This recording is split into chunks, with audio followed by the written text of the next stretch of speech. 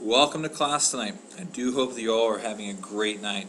Our discussion of probability in this chapter has led us many different places.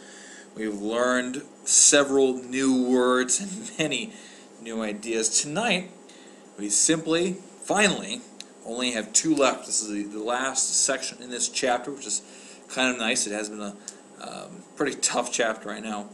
So the last lesson, and we only have two more things to learn about. We're going to be talking about independent events, and you see that right here. And then we're also going to be talking independent events, and we're also going to be talking about what a compound event is. Now, those words seem pretty easy. You should have a good connection with those words, already understand what those words mean. We're going to be talking about them with probability, however. All right, so you see on the board, I made this chart on purpose. Okay, so an independent event is simply an event, something that happens that's not connected, not requiring anything else. Okay, and with probability, we'll talk about it like this. For example, I flip a coin. Okay, I flip a coin and I get either heads or I get tails. That is an independent event. Okay. Now, however, if I was going to do something like if I was going to have a probability event that depended on something else, for example, if I had a deck of cards, say, okay, I had a deck of cards, and I could find the probability of pulling out one card and putting it on the desk. That would be an independent event, okay? That's only one event. It's not dependent on anything else. The card I pull out doesn't depend on anything else. However, if I were to pull out a second card out of the deck, that would not be an independent event because, remember the first card I pulled out of the deck? The first card I pulled out of the deck changed everything. Now there's less cards, now there's a whole different set of probabilities. So that is an example of a dependent event. It depends on something else, or we call it not independent. Alright, let's try to put this to the test a little bit. I kind of set up what I hope you see as a game. We'll see what happens. Alright, so the first one, I'm going to pull out one. Alright, so right here. You toss a coin and roll a number cube. Now, this event, it does not depend on anything else. I toss a coin, my chances are 50-50. I roll a number cube, my chances are 1 out of 6. The number cube does not depend on the coin. The coin doesn't depend on the number cube. They're completely independent, so we would call this an independent event. Alright, let's pull another one. Alright, you select a card from 8 cards. Okay, this goes back to my deck example. You select a card from 8 cards. Without replacing it, you select another card. So the first time you selected a card, the probability was 1 out of 8. With this time, the probability is 1 out of 7. So you see the probability has now changed. That makes it not an independent event. The probability is not the same. With this one right here, the probability was the same all the way around.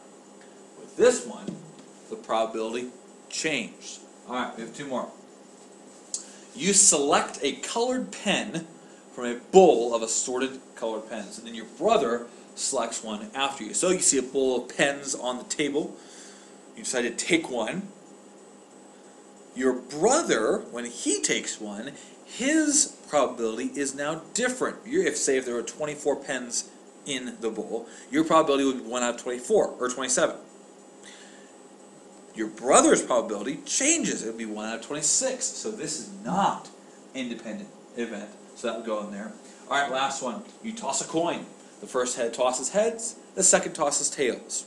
Now, let's think. Does the probability change at all?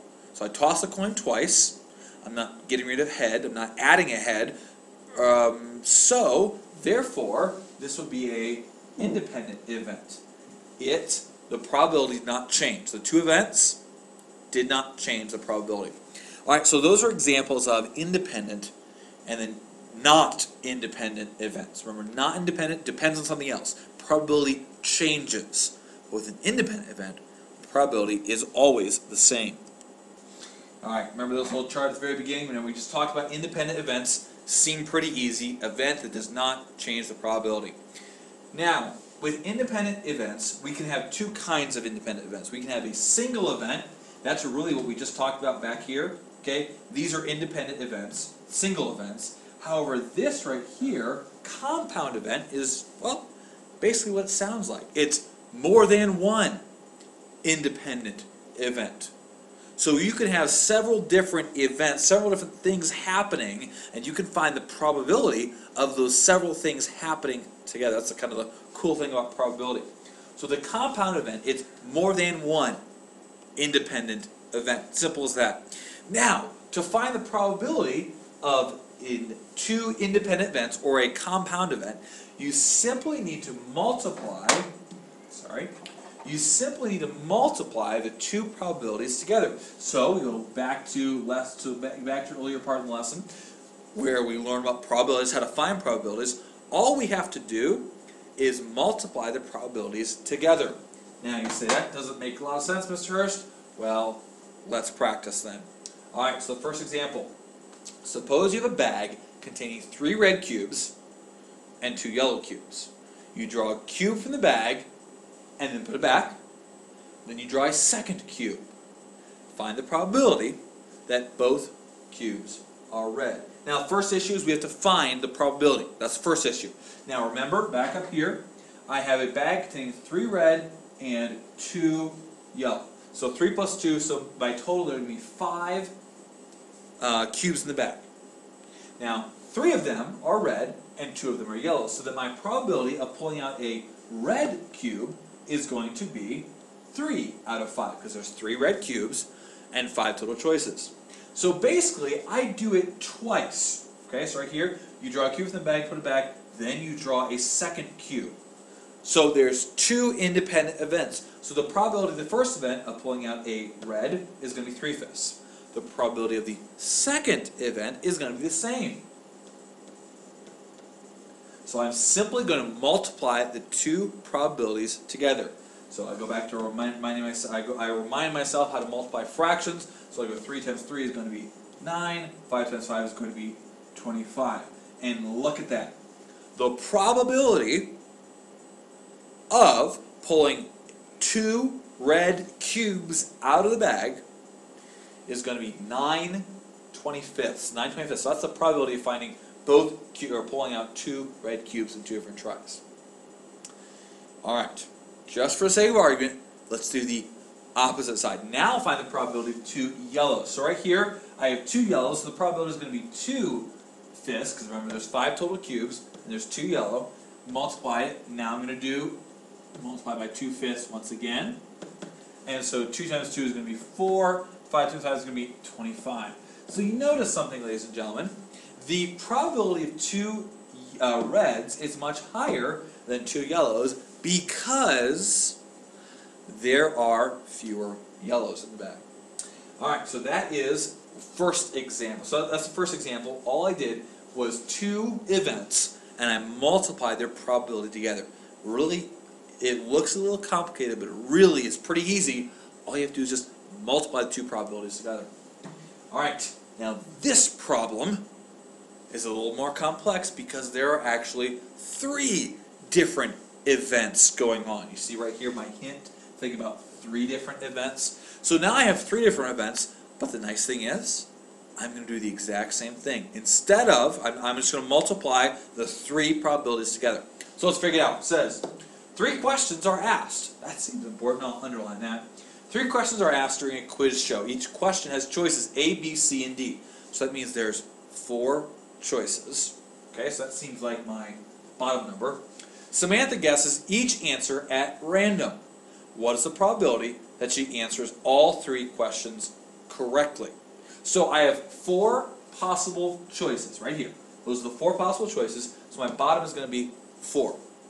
Now a correct answer, the probability of a correct answer is going to be 1/4. Okay? Probability of a correct answer is going to be 1/4. Now there are going to be 3 different questions. So in other words, I have to multiply 1/4 times 1/4 times 1/4. Because there's 3 different questions, and each has the probability of 1/4. So now I'm going to break it down so I'm going to make it a little easier on myself. So it's going to be 1/16 times 1/4. All right, and that is going to be 1/64th, because 16 times 4 is going to be 64. So, ladies and gentlemen, the probability of Samantha guessing 3 questions correctly is only 1/64th. And yes, that is very, very small, because that means it's a very unlikely event. All right, well that's our lesson. The key points again are the difference between independent and dependent events. Remember, independent and dependent. Independent, it does not connected. The probability does not change at all. A dependent event, the probability changes with each different event. So that makes things more complicated. So you can't. So that's not an independent event. And then remember, a compound event is simply several, 2, 3, 4, 5, several different independent events happening at the same time. And to find the probability of a compound event, all you have to do is multiply the probabilities together.